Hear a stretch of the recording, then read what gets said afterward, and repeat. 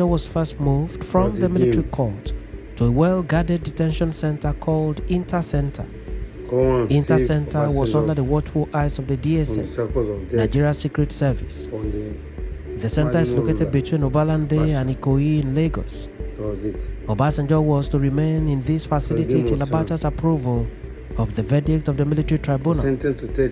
As Commander-in-Chief, Abacha had the prerogative to accept the verdict of the tribunal or modify it or reject it outright.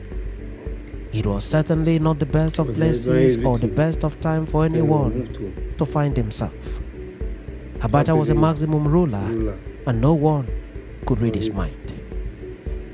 3 weeks after Abacha made his decision, surprisingly, he reduced Obasenjo's prison term from 30 to 15 years, and from the Inter Center, Obasenjo was moved to the regular prison, namely the Krikri Maximum Prison.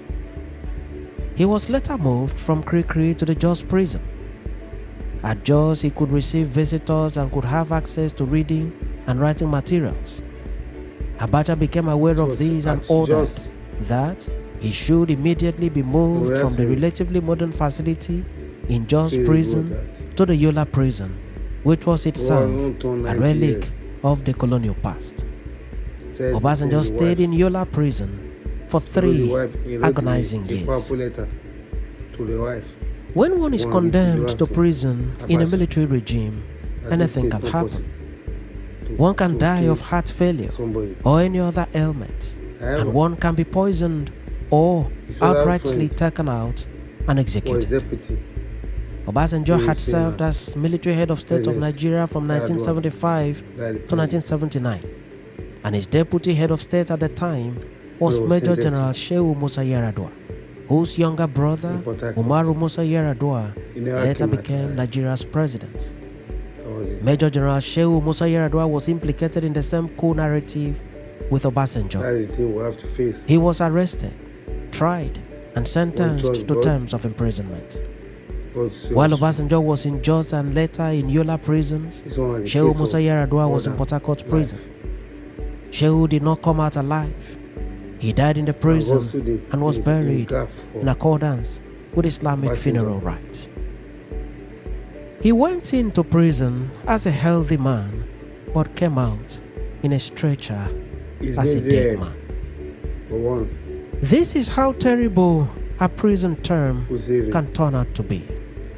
Obasenjo was lucky to come out alive. After 30 years, he could have been killed in any form during such inauspicious moments of captivity. Amazing how things turn out to be. The preservation of his life in prison and his coming out alive can best be attributed first to his creator and secondly to the efforts of good-spirited individuals and that of his friends and colleagues of many years. God will be faithful. One of such efforts is the one recently made public for the first time in almost 30 years by General Yakubu Gowon. Yakubu Gowon was second military head of state of Nigeria. He served from 1966 to 1975. He was senior military rank by far to Sani Abacha. He is also senior to Obasenjo. He was Olusegun Obasanjo's commander-in-chief during the prosecution of the Nigeria-Biafra War and after the war. He is highly respected in military circles and also respected among civilians. He recently celebrated his 90th birthday, having been born in 1934.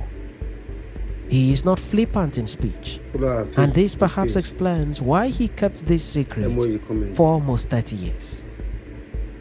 At the maiden edition of the Interdenominational Unity Christian Carol and Press Festival, organized by the Governor of Plateau State, His Excellency Caleb Mufwang, with General Gowon and General Olusegun Obasanjo in attendance, Gowon revealed to the audience and to the world for the first time how he sent his wife at night to deliver a letter to Abacha not to kill Olusegun Obasanjo.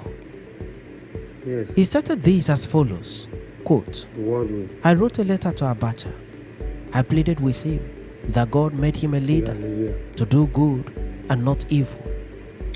I sent my wife with the letter in the middle of the night to Abacha in Abuja. I pleaded with him that such a thing should not happen. I am glad that soon after that things changed. At the end, And not only that Obasanjo left prison, he became our president in 1999. This is something that only prayers and sincerity can do. I am happy that today myself and Obasanjo are here to celebrate the unity of Plateau. End of quote. Responding a day after, Obasanjo expressed appreciation to Gowon in the following words, quote, I want to acknowledge my boss, General Yakubu Gowon. Yesterday he made a revelation and I have to thank him specifically for that.